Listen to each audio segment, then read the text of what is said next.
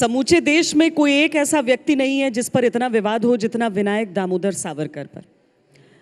कोई वीर सावरकर कहता है, कोई माफीनामों का जिक्र करता है, लेकिन इन सारी चीज़ों के बीच क्या था वो व्यक्तित्व जो एक व्यक्ति के इर्द गिर्द कुछ इस तरीके से समेटा जाता है जो राजनीति की सहूलियत को बयां करते हैं। हमारे साथ जो तीन खास मेहमान हैं उनसे नेहा ने आपका परिचय करा दिया है। मैं एक एक करके आप तीनों से एक ही सवाल पूछूंगी, तमाम बातों को अलग रखकर, खासकर आपके लिए चूंकि रिश्ता है आपका। आपके हिसाब से विनायक दामोदर सावरकर कौन है? मैं कहूँगा कि वो ऐसे एक राष्ट्रभक्त है कि जो उपयुक्ततावाद में विश्वास रखते थे। उनके सामने एक ही परीक्षा होती थी कि ये चीज़ अगर मेरे देश के लिए सही है तो मुझे करना चाहिए, ये चीज़ गलत है तो मुझे नहीं करना चाहिए। और उनका एक विचार था कि कोई भी विचार ये स्थल काल निरपेक्ष नहीं होता है, स्थल बदलता है, काल बदलता है, तो आपको आचार और विचार बदलने पड़ेंगे, क्योंकि परिस्थिति बदलेगी वैसे विचार भी बदलने पड़ेंगे। तो जो उपयुक्त है आज के इसमें वो मैंने करना है। श्वेता जी, मेरे लिए सावरकर एक प्रखर राष्ट्रभक्त थे, एक क्रांतिकारी, अनअलॉयड पेट्रियाटिज्म, साथ ही एक समाज सुधारक जिन्होंने हिंदू समाज को संगठित किया और अपने विचारों पे, और जैसे रंजीत जी ने बोला, देश के लिए कुछ भी करने और मर मिटने की क्षमता रखने वाले एक प्रखर योद्धा और वीर थे। चमनलाल जी। सावरकर, विनायक दामोदर सावरकर हिंदुस्तान की आज़ादी की 3 धाराओं में से एक धारा का प्रतिनिधित्व करते थे, जो धारा धर्म आधारित राज्य का समर्थन करती थी। दूसरी बात जो सबसे बड़ी हमेशा चर्चा में आती है, अब तो ये सवाल ही नहीं रह गया कि क्या सावरकर ने माफ़ी मांगी या नहीं, क्योंकि उसकी प्रतियां हैं। और सबको आश्चर्य होगा ये जानकर कि ये सबसे पहले दुनिया के सामने इसी हिसाब से आया कि सावरकर ने खुद ये बात सामने रखी। ऐसा नहीं था कि उन्होंने छुपाई, किसी और ने खोद कर निकाला, किसी ने सबूत दिए। उन्होंने खुद बताया कि हाँ, मैंने इतनी बार माफ़ी मांगी थी। सवाल ये उठता है कि इतनी बार अंग्रेज़ों ने उन्हें माफ़ क्यों नहीं किया था? अगर वाकई एक ऐसा व्यक्ति है जो डर गया था अंग्रेज़ों से, जो घबरा गया था, तो इतनी बार माफ़ी मांगने की आवश्यकता क्यों पड़ी थी? पहली बार उन्होंने कभी माफ़ी मांगी नहीं। उनकी जो एप्लीकेशंस थी उसे वो क्वासी जुडिशियल प्रोसीजर होती है, हर बंदी को एप्लीकेशन करने का अधिकार है। और ब्रिटिशों के शब्दों में उसे मर्सी पिटिशन कहा जाता है। रेजिनाल्ड कैडॉक जो तत्कालीन गृह मंत्री थे, मेंबर होम वाइसरेगल काउंसिल, उन्होंने कहा है कि this is a mercy petition of Savarkar but there is no regret और रिपेंटेंस। तो दोनों बातें, mercy petition is a legal word but there is no regret और रिपेंटेंस इन इट, ये वो स्पष्ट रूप से लिखते हैं। और वो आप सभी अर्जी देखें, सावरकर कहते हैं कि आप अन्य राज्यबंदियों को छोड़े, मुझे मत छोड़ो, अगर मेरी मुक्तता इनके आड़ आ रही है, इनकी मुक्तता में, तो हर एप्लीकेशन में वो लिखते हैं। और ये जो पूरे उन्होंने जो एप्लीकेशन किए हैं टाइम एंड अगेन, वो विक्रम जी ने अपने किताब में पूरे दिए हैं, इसमें छुपाने कोई बात नहीं। और मैं तो आगे जाके कहता हूँ कि उन्होंने 1925 में नहीं, वो हर ऐसे एप्लीकेशन के बाद अपने भाई को उन्होंने अंडमान के 10 साल में उन्होंने खाली 7 पत्र, उन्हें 10 साल में 7 पत्र भेजने की अनुमति मिली थी।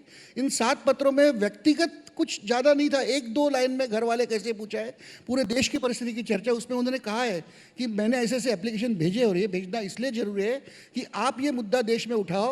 देश में ये पता होना चाहिए कि क्रांतिकारी यहाँ यम यातना सहन कर रहे थे, तो हमारी यातनाओं से देश में प्रेरणा उत्पन्न हो। उनके हर पत्र में यही विषय, और ये पत्र भी ब्रिटिशों के थ्रू ही जाते थे, ये कोई चोरी छुपे नहीं जाते थे, वो सेंसर होके जाते थे, तो वो आज अवेलेबल है वो सब। तो उन्होंने जैसे जैसे, मतलब 1914 में उन्होंने लिखा है कि मैंने ऐसा अर्जी किया, तो ये जब से पहला उन्होंने एप्लीकेशन किया है तब से किया। और ब्रिटिश उन्हें मानते थे कि ये सबसे खतरनाक आदमी है। रेजिनाल्ड कैडॉक लिखते हैं कि ये ऐसा इंपॉर्टेंट आदमी है कि अगर इन्हें भारत के किसी जेल में हम रखें तो वहाँ से उनके साथी उन्हें मुक्त करा देंगे।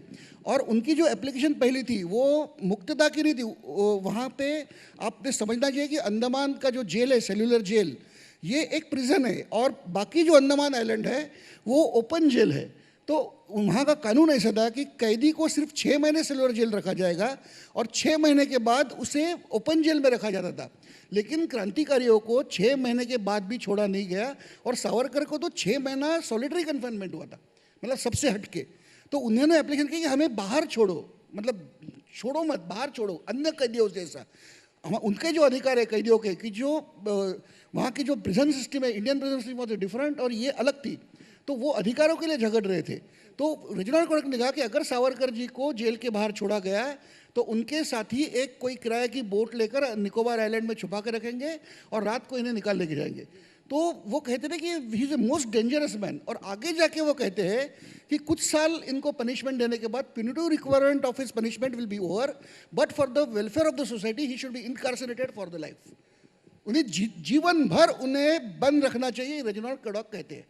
ये हम एक तुलना के हिसाब से भी देखेंगे कि और किस राजनीतिक प्रिजनर के साथ ऐसा हुआ विक्रम जी। लेकिन पहले मैं उसी क्रम में जो अलग अलग जो मर्सी पिटिशंस हैं, जो दया याचिकाएं जिनको लेकर इतना बवाल छिड़ता है, पहला खासकर जिस तरह से उस समय की परिस्थितियां आपने भी बयां की हैं अपनी किताब में, उसके साथ मैं शुरू करना चाहूँगी। वो कौन सा दिन था? क्या सभी जो कैदी थे उन्हें लिखने के लिए कहा गया था और सावरकर ने क्या लिखा था?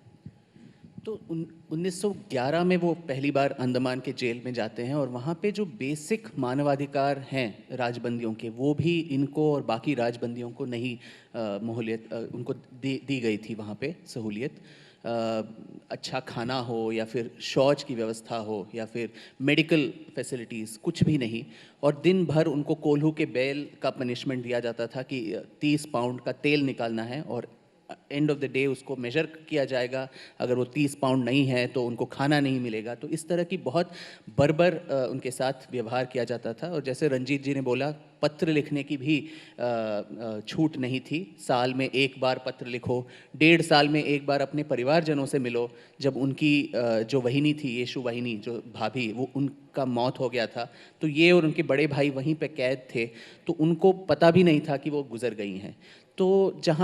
तो उनके जो सारे याचिकाएं हैं उनमें वो वही कहते हैं, वो वकील थे, वो बहुत अच्छे एक वकील के तौर पे अपने आर्गुमेंट्स रख रहे थे कि हमारा जो पोजीशन है वो क्लैरिफाई करो, क्या हम कॉमन कॉन्विक्ट हैं या फिर क्या हम राजबंदी हैं। अगर राजबंदी हैं तो पूरे विश्व में जो पॉलिटिकल प्रिजनर्स हैं उनके लिए थोड़े सहूलियत दिए जाते हैं, रेमिशन हो, अच्छा अगर व्यवहार हो तो उनको छूट दी जाती है, कुछ सहूलियत जैसे चिट्ठी लिखो लोगों को। तो ये सारी चीज़ें हमें क्लैरिफाई करो। और अगर हम इंडियन जेल्स में अगर हम हैं तो यहाँ पे बहुत सारे और हमें रिलीफ मिल सकता है जो यहाँ नहीं मिल रहा है। तो प्लीज़ हम सारे लोगों का आप पोजीशन क्लैरिफाई करो। और जैसे इन्होंने बोला कि वो बाकी राजबंदी जो बहुत ही जवान लोग थे इन देयर लेट टीन्स और अर्ली 20s, उनके एक वक्ता के तौर पे वो बात कर रहे थे। जैसे 1917 का उनका पिटिशन कि मेरे छूट से, अगर मेरे नाम के जुड़ने से अगर बाकी सारे लोगों की छूट में कोई अड़चन आए तो मेरा नाम निकाल दीजिए और बाकियों को रिहा कर दीजिए, जिससे मुझे उतनी ही खुशी होगी जितनी मेरी खुद की रिहाई से होगी। तो इससे भी ये स्पष्ट हो जाता है कि वो बाकियों के लिए भी एक वक्ता के तौर पे, जो उनको बड़ा बाबू बोल के बुलाते थे, जो इंग्लैंड से पढ़ के वकालत की पढ़ाई करके आए हैं, जो अंग्रेज़ी समझते हैं, अंग्रेज़ी कानून समझता है, तो उनकी तरफ वो आदर की दृष्टि से बाकी राजबंदी देखते थे। तो सारे राजबंदी याचिका नहीं डालते थे, उनमें से कुछ ही लोग जो प्रमुख नेता होते थे, बारिन घोष जो अनुशीलन समिति से थे, सचिंद्रनाथ सान्याल और ऐसे जो मेन लीडर्स थे, उनको याचिका डालने की छूट थी। और बहुत सारे लोग खुद के लिए नहीं करते थे, बाकियों के लिए भी वो एक लीडर की तरह से करते थे। पर बाकी जो कॉमन राजबंदी थे उनको ब्रिटिश सरकार ने जब प्रथम विश्व युद्ध हुआ, फिर royal proclamation of emperor George, युद्ध के संपन्न होने के बाद जब राजधानी कलकत्ता से दिल्ली शिफ्ट हुई और एम्परर जॉर्ज यहाँ भारत आए, तो एज अ गुडविल मेजर बहुत सारे जो कॉमन पॉलिटिकल प्रिजनर्स हैं उनको रिहा कर दिया गया था। परंतु सचिंद्रनाथ सान्याल जी अपने आत्मकथा मेरा बंदी जीवन उसमें लिखते हैं कि सावरकर के कहने पे मैंने भी हूबहू वैसा ही एक याचिका डाला, मुझे तो रिहा कर दिया गया पर सावरकर बंधुओं को रिहा नहीं किया। और उसका रीज़न भी वो खुद बताते हैं कि इसका कारण यह है कि बम्बई प्रेसिडेंसी में जो क्रांति की ज्वाला बुझ गई है, अगर ये दोनों भाई छूट गए तो वो फिर से भड़क जाएगी। इसीलिए अंग्रेज सरकार किसी भी हालत में उनको निकालना नहीं चाहती थी। और जैसा आपने कहा, अगर वो ही हैड सोल्ड आउट, वो अंग्रेज़ों के पिट्ठू हो गए थे, तो उनको 7-8 याचिकाएं डालने की ज़रूरत ही नहीं थी, पहले ही बार उनको छोड़ देते। और 1913 में जब रेजिनॉल्ड क्रैडॉक वहाँ आए पोर्ट ब्लेयर, उन्होंने खुद संदर्शन किया, 1-on-1 मीटिंग विद सावरकर, और तब उन्होंने अपने ऑफिशियल जॉटिंग में कहा कि ही एक्सप्रेसेस नो रिमोर्स और regret for what he has done. तो अगर वो करेक्ट अपॉर्चुनिटी था कि अंग्रेज सरकार का अधिकारी खुद वहाँ आ रहा है, उनके सामने साष्टांग आप दंडवत नमस्कार कर दो और बोलो कि हमें छोड़ दो यहाँ से, तो छूट उनको मिल सकती थी तब। चमनलाल जी, आपका आकलन क्या है उन दया याचिकाओं के थोड़ा टेक्स्ट? इसके बारे में कुछ आपको फैक्ट्स बताऊंगा। Penal settlements in Andamans government Bharat सरकार की छापी हुई किताब है। आरसी मजूमदार ने उसको एडिट किया है, लिखा है। उस किताब के मुताबिक अंडमान में 498 माने 500 के करीब आप समझ लीजिए कि राजनीतिक बंदी थे, और ज़्यादातर उनमें क्रांतिकारी थे, क्रांतिकारी धाराओं के थे। माने आप सावरकर को भी चाहे उसमें रख लीजिए, लेकिन उसके साथ गदर पार्टी के, शहीद भगत सिंह के साथी, लाहौर कॉन्स्पिरेसी केस के, चिटागांग कॉन्स्पिरेसी केस के, तमाम तरह की क्रांतिकारी धाराओं के बंदी वहाँ पे थे। और उनमें से एक बंदी त्रैलोक्यनाथ चक्रवर्ती 40 साल से ज़्यादा तक अंडमान रहे, 40 साल से ज़्यादा। और भगत सिंह के साथी जो हैं 16 साल 17 साल वहाँ पे रहे। सावरकर जी तो 10 साल ही रहे। लेकिन सावरकर जी ने, भगत सिंह के साथियों ने, गदर पार्टी के लोगों ने अंग्रेज़ों की बर्बरता के खिलाफ, ब्रिटिश शासन की बर्बरता के खिलाफ भूख हड़तालें की। सावरकर जी किसी भूख हड़ताल में शामिल नहीं हुए।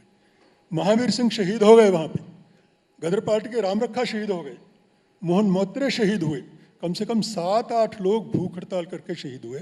सावरकर जी को कहा भी था शहीद भगत सिंह के साथियों ने, गदर पार्टी के साथियों ने, कि आप हमारे साथ भूख हड़ताल में आइए, लेकिन सावरकर जी उनसे थोड़ी दूरी बना के रखते थे।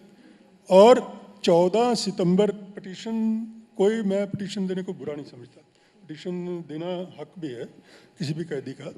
तो सावरकर जी की 6-7 पिटीशन कही जाती हैं, लेकिन जो रिकॉर्ड में ये पीनल सेटलमेंट्स इन अंडमान्स, इसी में आरसी मजूमदार ने 14 नवंबर 1913 की पिटीशन है, और वो रिकॉर्ड में है। मैं आपको वर्ड भी पढ़ के सुना सकता हूँ उसके। उसमें सावरकर जी, देखिए पिटीशन कुछ भी लिख सकते हैं, लेकिन उसकी भाषा पे होता है। माने उस पर उन्होंने जिस तरह की भाषा का इस्तेमाल किया कि अंग्रेज सरकार जैसे माई बाप हो, मुझे कुछ भी काम करने को कहे मैं करूँगा, अगर आप बल्कि पढ़कर मेरा सुना जेल में सकें। रहना बेकार है, मुझे मौका दीजिए कि मैं जाके सेवा कर सकूं, नौजवानों को सही रास्ते पे ला सकूं, क्रांति के रास्ते से दूर कर सकूं। इस तरह की चीज़ें उसमें लिखी हुई हैं। मैं आपको कोटेशन दे सकता हूं। इसके बरक्कस भगत सिंह की आप पिटीशन देखिए, जो उन्होंने 20 मार्च को लेफ्टिनेंट गवर्नर को लिखी, और उसने कहा कि हमें आप, उनके वकील प्राणनाथ मेहता ने कहा था कि भाई आप एक अपील लिख के दे दो। तो उसने कहा अच्छा हम कल देंगे। तो वो कल जब आए तो उसके बाद से वो उन्होंने पिटीशन के हाथ में थमा दी। वो बहुत छोटी पिटीशन थी, 1 पैरे की थी मुश्किल से। तो उन्होंने कहा कि ऐसा है कि हम राजबंदी युद्धबंदी होते हैं, माने हमारा और ब्रिटिश सरकार का एक युद्ध छिड़ा हुआ है, हम लोग अब मुक्ति के लिए लड़ रहे हैं, आप लोग हमारे दुश्मन हो, और युद्ध बंदियों को गोली से उड़ाया जाता है। आप एक मिलिट्री का दस्ता भेजिए जो हमें गोली से उड़ा दे। ये फांसी देना युद्ध बंदियों के लिए एक तरीके से अपमान की बात है। तो ये 2 पिटीशनें अलग अलग हैं। एक तरफ सावरकर जी कहते हैं कि आप जो है हमें कुछ भी मौका दीजिए, मैं हमेशा लॉयल रहूँगा और कुछ भी ऐसा काम नहीं करूँगा जिससे ब्रिटिश सरकार को कोई भी असुविधा हो, आप जैसे भी चाहें हमारे ऊपर शर्तें लगा सकती हैं। अंग्रेजों ने छोड़ दिया था उसके बाद उनको? उस पिटीशन के बाद ही छोड़ा अंग्रेजों ने? वो ये अंतिम तो नहीं था ना सर? इन अंडमान जी। वो किताब अवेलेबल है गवर्नमेंट ऑफ नहीं इंडिया से। वो सारे मसी पिटिशंस पढ़े हैं हमने, इसीलिए मैं जानना चाहती हूँ कि क्या वही पिटिशन था जिसके बाद छोड़ा गया? क्योंकि नहीं, उनके उसके बाद नहीं छोड़ा गया उनको। क्यों नहीं छोड़ा गया? सुनिए, उसके बाद नहीं छोड़ा गया। उसके बाद और भी कई पिटिशन दी। लास्ट में 1920 तक वो उनका वार्तालाप ऐसे ही चलता रहा। एक और चीज मैं आपसे समझना चाहती हूँ अल्टीमेटली उनको कि 1921 जिस पिटिशन, जिस में दौर ही की आप बात रत्नागिरी- कर रहे हैं, क्या वो विश्व युद्ध के समय की बात है? विश्व युद्ध तो 14 में शुरू हुआ। ये 1913 की बात है। ये प्रथम petition विश्व युद्ध 13 का है। 1914 में शुरू हुआ। जी ये कोई वो विश्व रंजीत युद्ध जी। के लिए कुछ अपनी सेवाएं नहीं नहीं, देती। मैं इनके शब्द ये पढ़ना नहीं चाहते हैं, मैं उनके शब्द बोलता हूँ। उन्होंने खुद को प्रोडिगल सन कहा है उसमें, और सबको आपत्ति है कि where else the prodigal son can go then the parental doors of government. अब सावरकर एक साहित्यिक थे, महान साहित्यिक थे। इसी एप्लीकेशन में उन्होंने लिखा है कि हम राजाबंदियों को कोई विशेष व्यवहार नहीं चाहते हैं, जबकि in any civilise country in a world this is given. मतलब आप सिविलाइज नहीं हो, ये उनकी कहने का तरीका है। और प्रोडिगल सन का ये है कि ब्रिटिशर्स वे क्रिश्चियन, उनका कहना था वो बाइबल में विश्वास रखते थे, और उनका कहना था कि हम भारत की जनता के लिए मसीहा है। तो प्रोडिगल सन ये बाइबल की एक स्टोरी है, ये पहले समझे। आप डिक्शनरी मीनिंग मत निकाले उसमें से। बाइबल की स्टोरी ऐसी है कि वो जो मसीहा होते हैं, उनका मुझे नाम नहीं मालूम, तो वो अपने छोटा बेटा जो बिगड़ा हुआ है उसे सब प्रॉपर्टी देके ले लेते, उसके माफ़ कर दे। बड़ा बेटा बोलता है कि वो तो बोलते नहीं, ये बिगड़ा हुआ है तो इसे मैं सुधारना चाहता हूँ। तो सावरकर कहते हैं कि आप समझते हैं कि सावरकर को ऑलवेज डेंजरस कहते थे, तो आप समझते हैं हम डेंजरस है, बिगड़े हुए हैं, तो आप हमें सुधारो। वो prodigal son is biblic story. और उसी एप्लीकेशन में सावरकर कहते हैं कि civilise country in any other civilise country in the world political prisoners are given always a good treatment. मतलब आप नहीं दे रहे। और उन्होंने वहाँ जाके ये भी लिखा है कि आप हमें सामान्य बंदियों के अधिकार नहीं देते, आप हमें सामान्य राज्यबंदियों के अधिकार नहीं देते, मगर राज्यबंदी और सामान्य बंदियों की दोनों जो श्रेणियों में मिलकर जो गलत ट्रीटमेंट है वो उसके लिए हमें सिलेक्ट किया जाता है। सिलेक्टिवली हमें गलत दे रहे, हमें एक भी अधिकार नहीं दे रहे। ये उसी तो जब मैं दया याचिका करता हूँ तो मैं कहता हूँ कि मुझे माफ़ कर दो, मैंने गलत काम किया। सावरकर कहते हैं कि हमने जो शस्त्र उठाए वो 1906 की जो परिस्थिति थी वो इतनी भीषण थी कि हमें दूसरा पर्याय नहीं था, there was no alternative for us. वो आगे जाके कहते हैं कि हमें पता चला है कि अभी आप सुधारणा कर रहे हैं, और कोई भी व्यक्ति जिसका दिमाग ठीक हो वो अगर शांति का मार्ग उपलब्ध होगा तो उससे जाएगा। हथियार है आखिरी इसमें उठाए जाते हैं। तो क्या गलत है उन्होंने ऐसा लिखा? तो उन्होंने कहा कि हम भी शांति से करना थे, जब तक आप शांति से सुधार करोगे तब तक हम करेंगे। और उसी में 15 में उन्होंने अपने भाई को पत्र लिखा है जो ब्रिटिशों के थ्रू गया है। उन्होंने वहाँ लिखा है कि दिस विल कंसिडर ट्रूस, ये हम एक तह कर रहे हैं और हम यहाँ पे तब तक रहेंगे जब तक ब्रिटिशों का विकास शुरू होगा, और अगर नहीं होगा तो हमें क्रांति सेना का जब आदेश मिलेगा तो हम चल पड़ेंगे। वो लेटर भी ब्रिटिशों के थ्रू गए। मतलब इन्होंने जो कुछ लिखा है, इनकी भूमिका जो है उन्होंने काफ़ी स्पष्ट की है। तो उनके लेटर्स, उनकी एप्लीकेशन सब साथ मिलकर पढ़ना चाहिए, क्योंकि सब ब्रिटिशों के थ्रू गई है। एक चीज़ बताना चाहता हूँ श्वेता जी कि अंग्रेज़ सरकार जो थी, जो उनके तरफदार थे, उनकी बहुत वो ख्याल रखते थे। एक बहुत प्रख्यात हिंदी के लेखक हैं यशपाल, जिनको कहा जाता है कि वो रेवोल्यूशनरी जो क्रांतिकारी थे उनके साथ तो थे, पर वो अंग्रेज़ों के पिट्ठू, एक स्पाई की तरह जो क्रांतिकारियों के जो इम्पोर्टेंट सुराग थे वो अंग्रेज़ों की तरफ करते थे। और उन्हीं के वजह से बोला जाता है कि चंद्रशेखर आज़ाद के वेयरअबाउट्स पता चला और उन्हें फाइनली गोली खुद को मारनी पड़ी।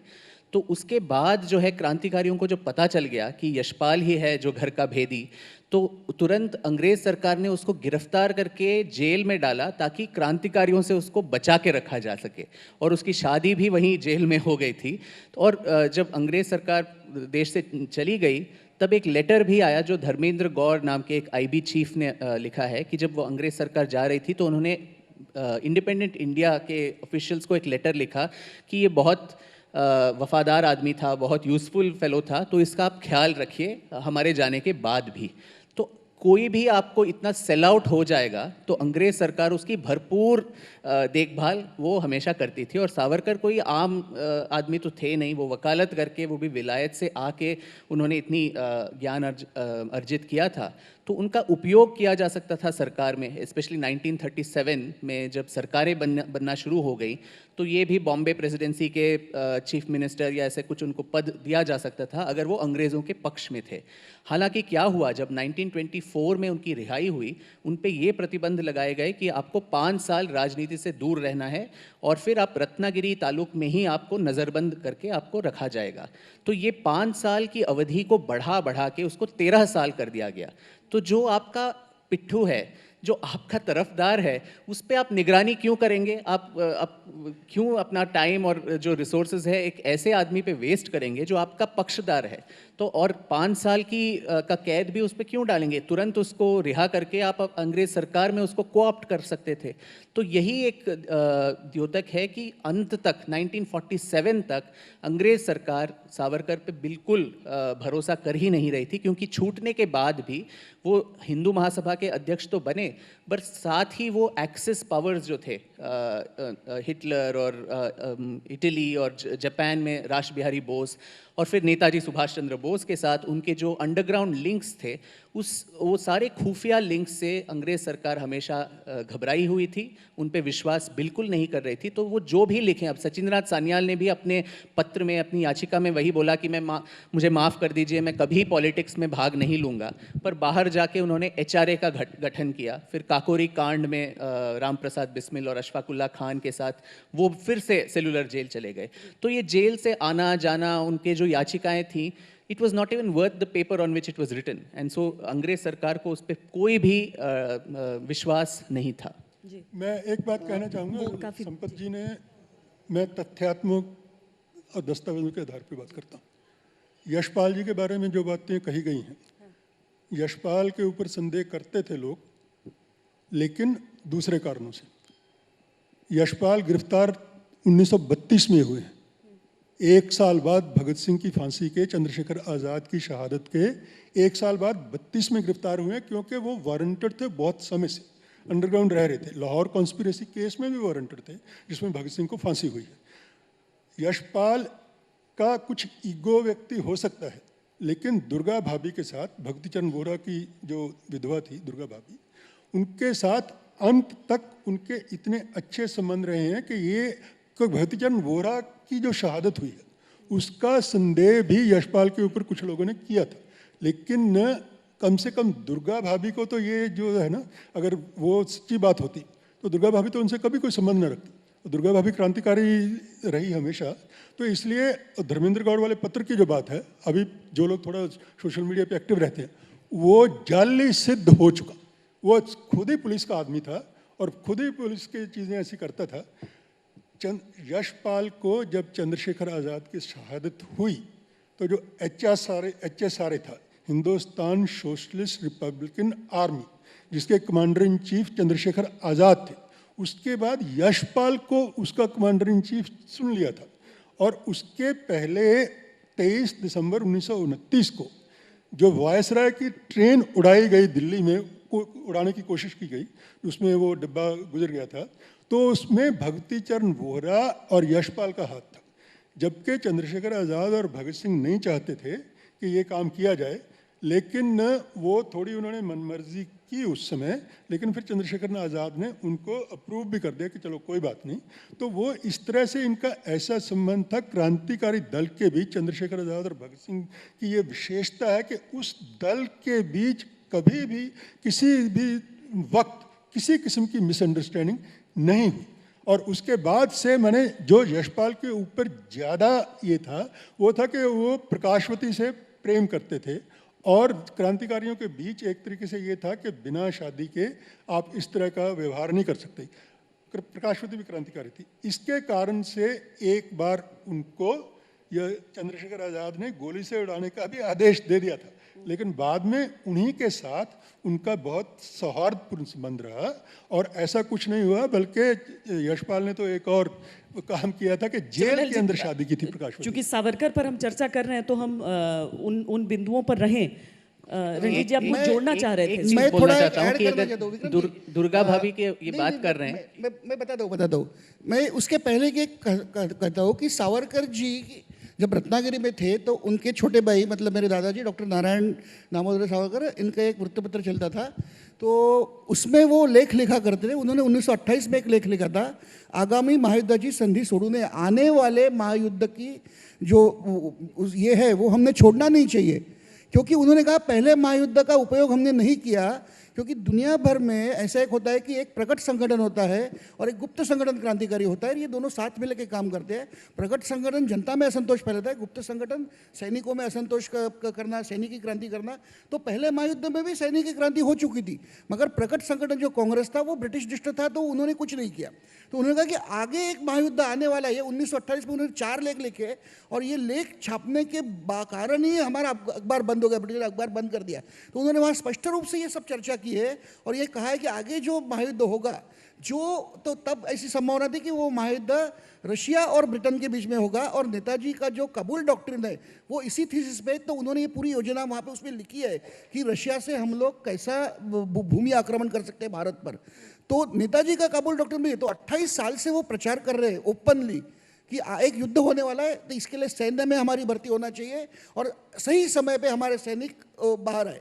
रही बात अभी दुर्गा भाभी की, तो मैं बताना चाहता हूँ कि अगर भगत सिंह ये कहते हैं कि दुर्गा भाभी के साथ है तो इसलिए वो गलत नहीं हो सकते, तो मैं कहता हूँ कि भगत सिंह जी को जब फांसी की सजा सुनाई गई तो भगत सिंह के सहकारी पृथ्वी सिंह आज़ाद जो सावरकर अंडमान में थे और दुर्गा भाभी ये बम्बई आए, वो हमारे घर में रुके थे और उन्होंने लेमिंगटन रोड पुलिस स्टेशन पे उसके विरोध में हमला किया।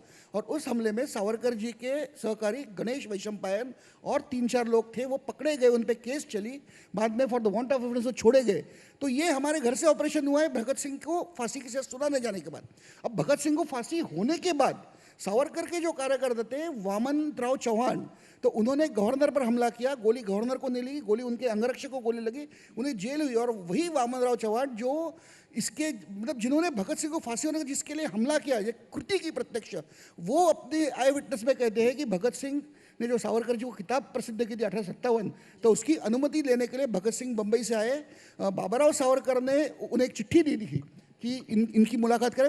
तब भगत सिंह का नाम इतना पॉपुलर नहीं था, तो उन्होंने कहा कि भगत सिंह रात को 9 बजे मिले, उनकी गुप्त चर्चा हुई, उसके बाद वो चले गए। और भगत सिंह को जब फांसी हुई तो सावरकर जी ने गीत लिखा था वो पूरे देश में गाया गया उसके बाद कि इसका हम प्रतिशोध लेंगे। रंजीत जी अभी ये उस बात पर ही पूरी आपत्ति तरह कर गलत देंगे है। क्योंकि भगत ये सिंह तो सावरकर से कभी ये तो नहीं दावा मिले। यही मैं यही कह रही थी कि ये दावा किया जाता है कि वो मिले नहीं। कब इस चर्चा को ही छोड़ जो दीजिए रंजीत जी। जिस आदमी ने भगत सिंह की हत्या का प्रतिशोध लिया गोली चलाकर गवर्नर ने, वो लिखते हैं कि मैंने देखा हुआ है। इसके पुरावा क्या चाहिए आपको? क्या फोटोग्राफ चाहिए? हम देखो क्रांतिकारी है, गुप्त रूप से आते हैं। उन्होंने स्पष्ट रूप से कहा है मेरी टेलरिंग की दुकान थी और ऐसे लोग मेरे दुकान पे आते थे, एक तो छोटे भाई डॉक्टर सावरकर या बड़े भाई बाबूराव सावरकर की चिट्ठी लेकर आते थे और उनकी मुलाकात में रात को 9 बजे के बाद सावरकर के घर में लेके जाता था। वो आई विटनेस अकाउंट है, वो ऐसे आदमी के आई विटनेस है कि जिसने भगत सिंह की रंजीत जी हत्या कई का प्रतिशोध लिया किताबों है। में इसका भी तो उल्लेख इसको है। और ये दरअसल क्या एविडेंस चाहते हैं आप? फोटोग्राफ चाहते हैं आप कि सावरकर भगत सिंह मुलाकात हो? रंजीत कैसी जी, बात कर रहे हो आप? सुनिए मेरी बात सुनिए, तथ्यों पे जाइए। दुर्गा भाभी अपने 2.5-3 साल के बच्चे को बाबा सावरकर के पास छोड़ के गई है, खुद उन्होंने लिखा है। जो चीज़ सत्य है वो हम उसको स्वीकार करेंगे। और 2.5-3 साल का बच्चा था शशि उनका, और जब चंद्रशेखर आज़ाद ने कहा कि चलो हम कुछ एक्शन करेंगे, वो बात आपकी सही है। बाबा पृथ्वी सिंह आज़ाद और दुर्गा भाभी, लेमिंगटन नाम का, उन्होंने ये था कि किसी अंग्रेज़ को मारना है। वो गवर्नर वगैरह ढूंढ रहे थे, वो मिल नहीं रहा था। कुछ सड़क पे कुछ अंग्रेज़ आ रहे थे, तो बाबा आज़ाद ने कहा शूट, तो दुर्गा भाभी ने शूट कर दिया। और उसमें कोई घायल वायल थोड़ा बहुत हुआ, लेकिन उसके बाद से भागना था उनको। तो बाबा सावरकर के यहाँ और उनके संपर्कों के यहाँ भी पुलिस का वो हो गया। तो दुर्गा भाभी ने कहा था कि बाबा सावरकर के कि जब मैं अगर ऐसा हो जाए तो मेरे इस बेटे को धनवंतरी, उनका कामरेड था लाहौर में, कि मेरे धनवंतरी के पास छोड़ देना अगर हम गिरफ्तार हो जाएं या पकड़े जाएं। और उसके बाद से वो बाबा सावरकर के घर से भी एक दूसरे घर में भेजा गया। मैंने बहुत मुश्किल से वो 2.5-3 साल का बच्चा किसी तरीके से वो निकला। चूंकि और समय दूसरी बहुत बात, तेजी से भाग रहा है, श्वेता जी, इसीलिए देखिए इतिहास भगत सहूलियत के सिंह, हिसाब मैं से पढ़ाया दावे गया। से चमन कहता लाल हूं, जी, इस बात को किसी समझना होगा। जगह ये साबित नहीं हो इतिहास सकता सहूलियत के कि हिसाब से भगत सिंह पढ़ाया कभी गया है कि सावरकर आप से भारत ने कभी अंग्रेजों नहीं, की तरफ से never। विश्व युद्ध में लड़ाई लड़ी थी, हाँ, लेकिन क्या ये हमें उन शब्दों में पढ़ाया जाता है? नहीं, ये सत्य है। इतिहास में एक सहूलियत रहा है और समय समय से जिसकी सत्ता उसकी आवाज जरूर रही है। इस चीज को हम छोड़ दें, समय तेजी से भाग रहा है। श्वेता जी, एक चीज मैं बोलना चाहता हूं कि एक मिनट विक्रम जी, मैं आपसे ही शुरू करती हूं, अभी आप उसमें जोड़ लीजिएगा। एक जो दूसरी चीज कि क्या हिंदुत्व का जो शब्द है, जो हिंदुत्व, जिस हिंदुत्व को हम आज इस हिसाब से देखते हैं, वो आज की राजनीति उसी दिशा से प्रेरित होकर उसी को आधारशिला मानकर आगे बढ़ती है। क्या ये सही है कि नहीं है? क्या था विनायक दामोदर सावरकर का हिंदुत्व? जी, प्रोफेसर चमन लाल जी ने जो कहा, पहले तो वो कह रहे थे कि क्रांतिकारियों से इनका कोई मेल जोल नहीं था, फिर वो तथ्यों जो हम मानते हैं वही तथ्य है, जो बाकी बोलते हैं वो तथ्य नहीं है, ये ऐसा नहीं हो सकता। कि वो खुद बोल रहे हैं कि दुर्गा भाभी उनके घर पे रही, उनके बच्चे को वहाँ छोड़ा, तो जो अंग्रेज़ों का पिट्ठू है, जो उनको सोल्ड आउट हो गया है, उन पे कोई ट्रस्ट करके अपने बच्चे को छोड़ के जा सकता है? और ये तब की बात है 1930s के, जब सारे इनके जो याचिकाएं थे वो that was in public domain. तो बाय देन अगर वो ट्रेटर हो गए थे तो उन ऐसे घर में वो क्यों अपना रिश्ता कायम रख सकते हैं? तो it can't work both ways.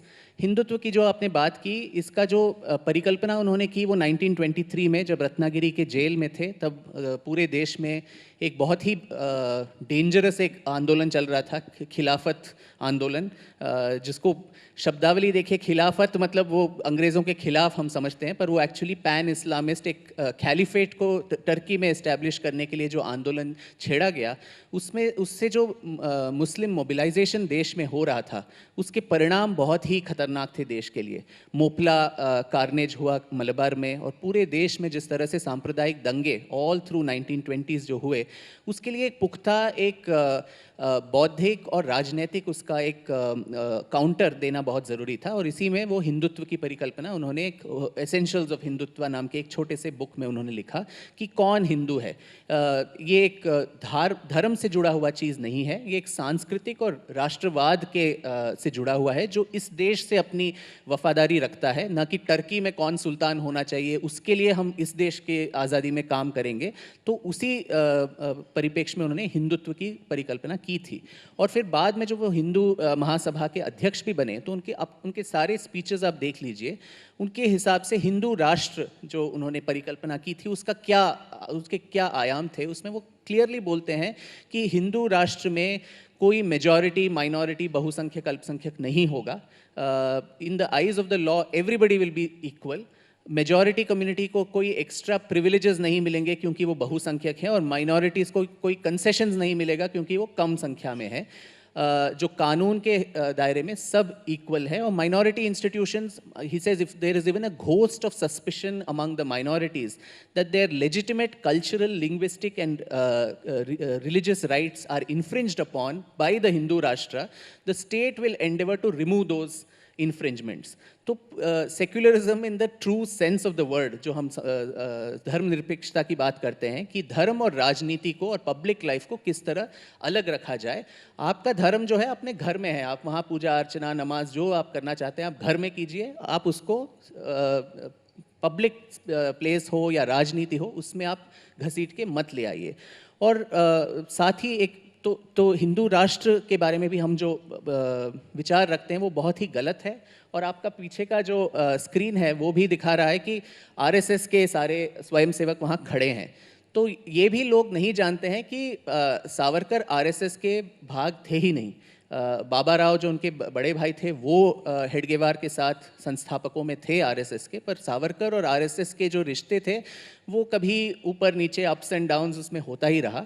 और ख़ासकर जब गोलवालकर जब सरसंघ चालक थे तब उनमें बहुत सारा मतभेद था, पर्टिकुलरली 1940s में। और उन्होंने एक इनफेमस स्टेटमेंट भी दिया था कि एक आरएसएस स्वयंसेवक की समाधि पर अगर एक एपिटैफ लगाए जाए कि उसकी उपलब्धि क्या है जीवन में, उसमें सिर्फ 3 लाइन होंगे कि he was born, he joined the RSS, he died. उसके अलावा उसके जीवन में और कोई उपलब्धि उसकी है नहीं।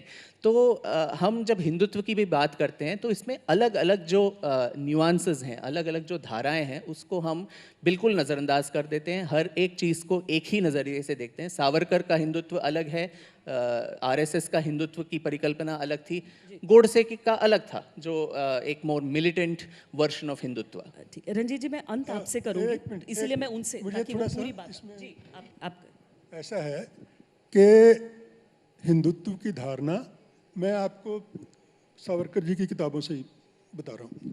एक लेख है उनका, हमारी राष्ट्रभाषा संस्कृत निष्ठ हिंदी, हिंदुस्तानी नहीं, उर्दू तो कदापि नहीं। ये तो खैर भाषा के संबंध में उनके अवैज्ञानिक विचार थे। आज भी हिंदुस्तान का कोई भी प्रांत हिंदी को अपनी राष्ट्रभाषा स्वीकार करने के लिए तैयार नहीं है। तमिलनाडु द्रविड़ भाषाएं हैं, वो एकमात्र नागरिक लिपि को चाहते थे अपनाना। पूरी से एक मिनट, वो कंप्लीट करके आप ही बोलेगा। हाँ, दूसरी बात, जो हिंदुत्व का उनका संकल्प था, उसमें ठीक है, समाज सुधारक थे वो मैंने छूतोद्धार या इन सब चीज़ों में वो विश्वास करते थे।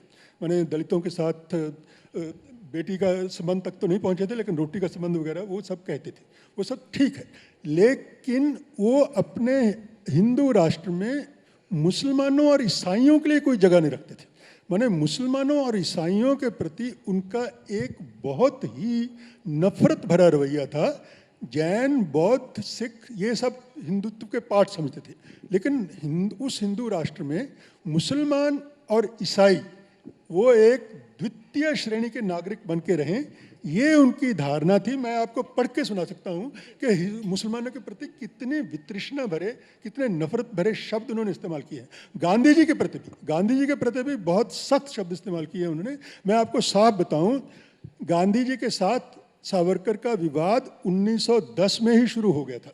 1909 में चमन लाल जी, फिर ऐसे देखें तो फिर हम बाबा साहेब आम्बेडकर ने गांधी जी के लिए क्या कहा वो भी निकालेंगे। तो जिसने उस दौर के एक समकक्ष लोग थे, वो सारी चीजें अलग, हम उनके हिंदुत्व की बात कर रहे हैं। प्रतिनिधि थे पूरे हिंदुस्तान के। मैं एक बात कहना चाहता हूँ कि सावरकर का जो हिंदुत्व था वो धर्म पर आधारित नहीं था। इसीलिए जो कट्टरतावादी हिंदू थे वो सावरकर का विरोध करते रहे, और सावरकर के परिकल्पना में हिंदुत्व नाम था, इसलिए निधर्मवादी उनका विरोध करते रहे। तो सावरकर दोनों तरह से ये लोग दुश्मन बने। और सावरकर के प्रति जो विरोध हो रहा है, मैं कितने 10 साल से डिबेट अटेंड कर रहा हूँ, तो वही इतना बोलने के बाद भी वही आरोप, वो ब्रिटिश थे, माफ़ी मांगी। मैं अभी एक नया तरीका मैं सोच रहा हूँ समझाने का। हमारे परीक्षा में होता है कि उदाहरण देकर स्पष्ट करो, तो माफीनामा क्या होता है, मैं थोड़ा उदाहरण देना चाहता हूं कि गांधी जी का एक पत्र है, 14 अप्रैल 1919 जालियनवाला बाग का नृशंस हत्याकांड हुआ था। उसके दूसरे दिन गांधी जी ने अपना आंदोलन पीछे लिया। गांधी जी कहते इस दिन के बाद वो ये सब मेरे पास रेफरेंसेस है इसके, तो कहते हैं कि अभी इसके बाद मेरा सत्याग्रह मेरे देशवासियों के खिलाफ होगा। दूसरे दिन उन्होंने टाइम्स ऑफ इंडिया के एडिटर स्टैनले रीड को एक खत लिखा, और उसमें कहते हैं वो कि people of Ahmedabad have no right to complaint.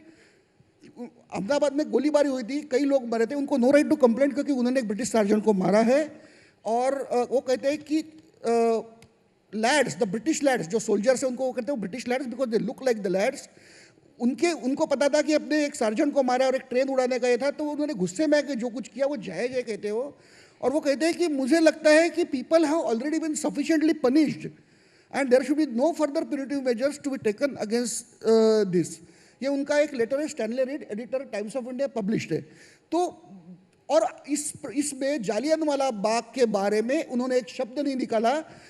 अगले साल 1920 में वो जालियनवाला बाग के इसमें एक सभा में बोलते हैं, अक्टूबर 6, 1920, वो कहते हैं कि the men and women who died in Jallianwala were not martyrs और heroes, had they been heroes where General Dyer came on the scene they should have fought with swords on sticks and would have stood up to him। मतलब रंजीत जी, मैं एक निवेदन करूंगी, मैं समझाना चाहता हूँ ये माफी होती है। मैं समझाना चाहता हूँ कि जनता के प्रति विश्वासघात क्या होता है। 1921 का जो आंदोलन था वो असहकार आंदोलन था। कहा गया है कि आप स्कूल कॉलेज छोड़ो, आप न्यायालयों का बहिष्कार करो, आप टैक्स मत भरो। लाखों लोगों ने स्कूल कॉलेज छोड़ी, करियर बर्बाद हो गई, हजारों ने वकीली छोड़ी और लाखों ने टैक्स नहीं भरे, उनकी जमीनें जब्त हो गई। जवाहरलाल नेहरू जेल से 1922 में खत लिखते हैं अपने पिता को, उसमें कहते हैं कि मैं इनकम टैक्स भरने के लिए मैंने बैंक से कागज मंगाए, आप भी इनकम टैक्स भरे। लोगों को टैक्स मत भरो और जेल में रह के इनकम टैक्स भरेंगे। उन्हीं का और एक खत है, वो कहते हैं कि फलाने केस में आप डिस्ट्रिक्ट कोर्ट में अपील करो और इस कोर्ट में आप प्रिवी काउंसिल में अपील करो। मतलब लोगों को कहेंगे कि आप न्यायालयों का बहिष्कार करो, ये विश्वासघात होता है। और तीसरी बात मैं बहुत महत्वपूर्ण रख रहा हूँ, ये कागज मेरे पास 10 साल से है। मैं आज तक ये नहीं किया कि हमारी कुछ मर्यादा है, मगर जब विरोधक मर्यादाओं को मजबूरी समझने लगे तो मुझे भी थोड़ा मर्यादा भंग करना पड़ता है। इस प्रकार के व्यवहार को क्या कहते हैं ये मुझे पता नहीं, मैं ये देश के सामने रख रहा हूँ। मैं एक पत्र पढ़ रहा हूँ गांधी जी का, volume 86, serial number 16, letter to Munnalal Shah. एक कांचन शाह नामक महिला थी, उनके पति थे। मैं अभी पढ़ रहा हूँ, बहुत इंपॉर्टेंट है। इस व्यवहार को क्या कहते हैं ये कांग्रेस वाले मुझे बताए। आभा slept with me for hardly 3 nights. Kanchan slept only 1 night. Veena sleeping with me be called an accident. All that can be said that she slept close to me. Kanchan's case was a tragic one. I didn't understand her at all. नहीं सुनो बहुत बहुत महत्वपूर्ण है। तो वो कहते हैं कि वो मजबूरी से मेरे साथ सोई and she undressed because she thought it will hurt my feeling। मतलब ये इमोशनल ब्लैकमेल है। और वो कहते हैं कि मैं 1 ही घंटा सोया, मगर जो सत्यवादी गांधी है वो कैसे झूठ लिखते हैं। उन्होंने ये 1945 का लेटर है। रंजीत जी हम सुनो मैं देश को कहना चाहता हूँ कि व्याख्याएं क्या होती है। 19 ये कहते हैं कि स्लीप स्लेप only be for 1 night and for 1 hour. और मुझे पता नहीं था कि उसको ब्रह्मचर्य में विश्वास नहीं था। वो मुझे रंजीत जी ये चीजें नहीं, देखिए ये प्रकाशित भी हुई है, गांधी ये जी चीजें कहते हैं प्रकाशित भी हुई गांधी जी हैं, कहते हैं कि उसका पर ब्रह्मचर्य में एक विश्वास व्यक्ति पर नहीं था। उंगली उठाने से दूसरा व्यक्ति बड़ा नहीं होता है, दूसरे व्यक्ति का अपना कद होता है। और आप जब तक मैं पूछना चाहता हूँ कि गांधी जी को 41 में पता था कि उस कांचन का ब्रह्मचर्य में विश्वास नहीं। उनका लेटर है मेरे पास, वो लिखते हैं कि कांचन ये बोलने से सुनो सत्यवादी Savarkar Kanchan sleeps on one side and Abha sleeps on 41 और 45 में कहते हैं सिर्फ 2 बार 1 घंटा सोई।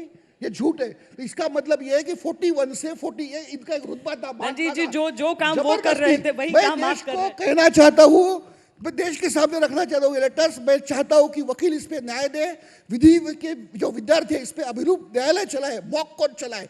और कांचन को पर जो अत्याचार हुए वो इसमें कौन से श्रेणी में जाएंगे। वो कांचन से जो 41 से 44 तक वो कहते हैं कि without this one she slept with me. एक व्यक्ति और व्यक्तित्व को बड़ा करने के लिए किसी दूसरे व्यक्तित्व पर आक्षेप की जरूरत नहीं होती। देखो रंजीत जी समय भी हो चुका है, देखिए वहां पर मर्यादाओं को भी एक ये होता है। आज मेरे 10 साल के बाद मैं मर्यादा तोड़ रहा हूँ मेरी, क्योंकि मेरी मर्यादा को मजबूरी ना समझे। हम उम्मीद करते हैं कि जरूरत वापस ना पड़े इसकी। ये महत्वपूर्ण है क्योंकि आसाराम बाबू कहते हैं कि मेरे साथ सोने से आध्यात्मिक शक्ति जाती है। गांधी जी भी वही कहते हैं। रंजीत जी हम इस चर्चा को आसाराम बाबू आज की कल्पना है और इनकी प्रेरणा हेरा पे है। तो ये देखो ये डॉक्यूमेंट देखो, ये आसाराम की प्रेरणा है।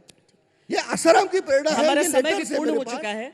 हमारा समय आपने रख दी अपनी बात, लोगों ने सुन लिया आपकी बात। ये देखो बार वही मैं एक बार फिर वही कहती हूँ कि ये ठीक वही चीज है, ये ठीक वही चीज है जो कि सावरकर के विरोध में होती है और आपको बुरी लगती है। बहुत बहुत धन्यवाद अभी इस पूरी चर्चा में जुड़ने के लिए आप सबका।